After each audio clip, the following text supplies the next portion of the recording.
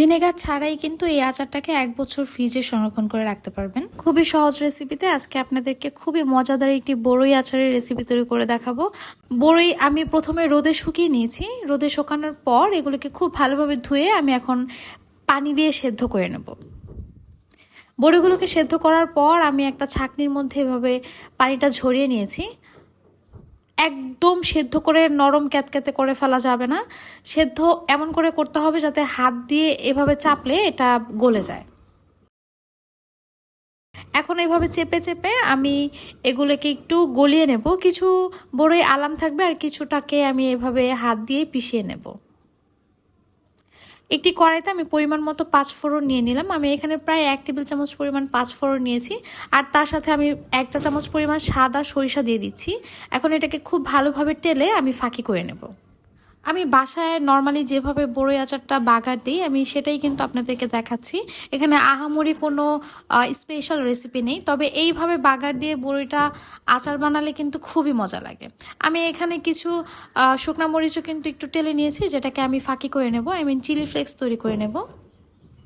বড়ই আচারে কিন্তু অতিরিক্ত পরিমাণে সরিষার তেল দেওয়া যায় না। আমি এখানে প্রায় হাফ কাপ পরিমাণ সরিষার তেল দিয়ে দিয়েছি। তার মধ্যে 4টা এলাচ এবং 1 টুকরো দারচিনি খুব ভালোভাবে ভেজে নিয়েছি।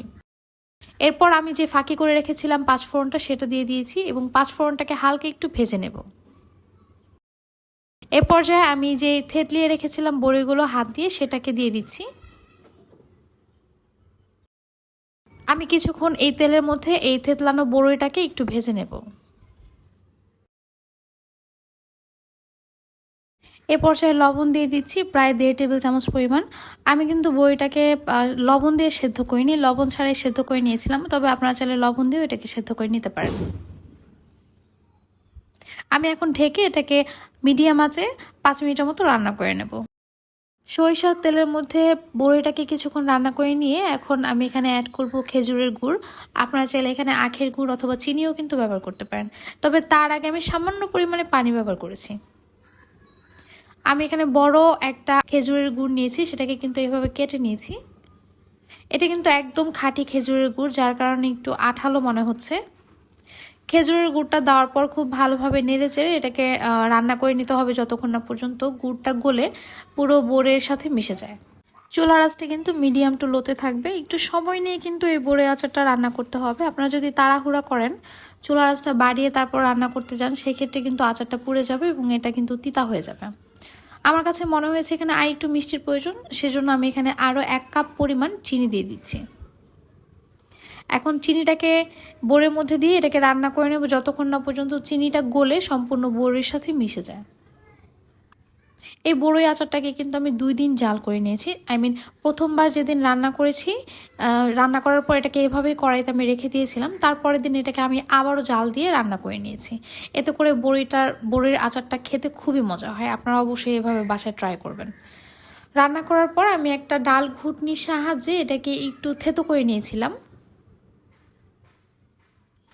আর এই তো চিনিটা কিন্তু গলে গিয়েছে আর বড়ি আচারের সাথে খুব ভালোভাবে মিশে গিয়েছে। এখন আমি এটাকে এভাবেই রেখে দেব, তবে তার আগে আমি এখানে সামান্য পরিমাণে চিলি ফ্লেক্স দিয়ে দিচ্ছি। এতে করে ঝাল একটা ফ্লেভার আসবে, তবে আপনারা চাইলে এটা স্কিপ করতে পারেন। চিলি ফ্লেক্সটা বড়ি আচারের সাথে খুব ভালোভাবে মিশিয়ে আমি এখন চুলার জালটা অফ করে এটাকে এভাবেই রেখে দেব এবং পরের দিন আমি আবারও সেমভাবে চুলার আঁচটা লোতে রেখে এটাকে প্রায় আধা ঘন্টার মতো জাল করে নেব। এতে করে কিন্তু আমার বড়ি আচারটা পুরো রান্না হয়ে যাবে। আর এইভাবে বড়ি আচার তৈরি করে আপনার ফ্রিজে পুরো 1 বছর সংরক্ষণ করে রাখতে পারবেন। ভিনেগার ছাড়াই কিন্তু এটা ভালো থাকবে। আশা করছি আজকের রেসিপিটি আপনাদের সবার খুব ভালো লেগেছে। আর রেসিপিটি ভালো লেগে থাকলে অবশ্যই আমাকে কমেন্ট করে জানাবেন এবং আমার চ্যানেলটি সাবস্ক্রাইব করে যাবেন। আল্লাহ হাফেজ।